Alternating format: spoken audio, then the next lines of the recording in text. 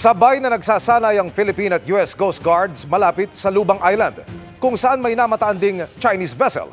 Ang monster ship naman ng China Coast Guard, 2 linggo nang nakaangkla malapit sa isang barko ng Philippine Coast Guard. Nakatutok si Chino Gaston.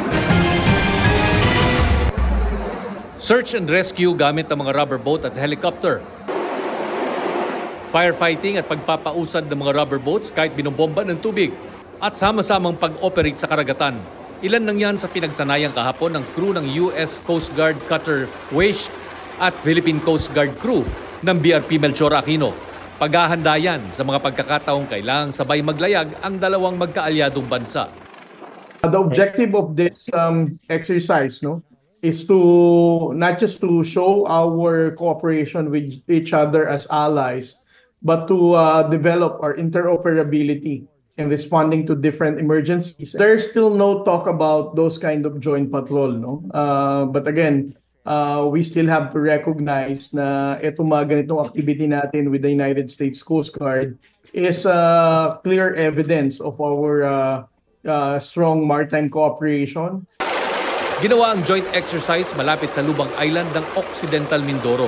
Habang isinasagawa ang exercise, lumapit ang China Coast Guard Vessel 530C ng 15 nautical miles para magmasid. Ito rin ang CCG vessel na lumapit kamakailan lang ng mahigit 100 kilometro sa Lubang Island. Pero sa huling monitoring ng PCG ay umalis na ito at nagtungo sa direksyon ng Palawan. Last night, we also track its movement that it's now moving away towards Palawan. So it's no longer there in Lubang Island. Sa ibang parte ng West Philippine Sea, mahigit 2 linggo nang nakaangkla malapit sa BRP Teresa Magbanwa sa Escoda Shoal ang tinaguriang monster ship ng Chinese Coast Guard na may bow number 5901. Kaninang umaga ay halos 600 metro na lang ang pagitan ng dalawa sa Escoda Shoal sa loob ng Exclusive Economic Zone ng Pilipinas.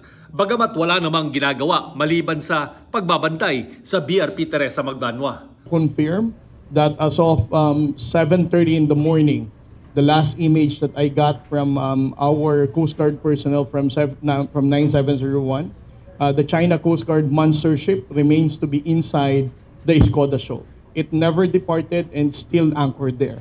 It's very near, no? Bago nito ay pansamantalang umalis ang monster ship sa Escoda mula July 12 hanggang 15 para magpatrol kasama ang mga Chinese militia ships ayon sa security analyst na si Ray Powell. Dati nang sinabi ng China na nananatili ang kanilang barko sa Escoda dahil sa hinalang magtatayo roon ng outpost ang Pilipinas. Ayon naman kay dating Supreme Court Senior Associate Justice Antonio Carpio, panahon ng maghain ng panibagong arbitration case sa UNCLOS matapos kontrahin ng China ang hiling ng Pilipinas na mabigyan ng extended continental shelf sa West Philippine Sea. Mahalaga aniya ang mga arbitration case gaya ng 2016 Arbitral Award dahil basihan ito ng maraming bansa para suportahan at katigan ng Pilipinas sa paggiit ng karapatan laban sa China.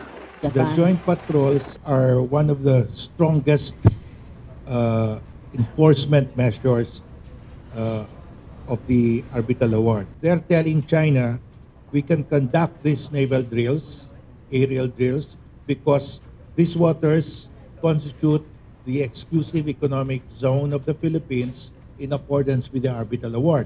In the exclusive economic zone under UNCLOS, so that is the strongest enforcement so far.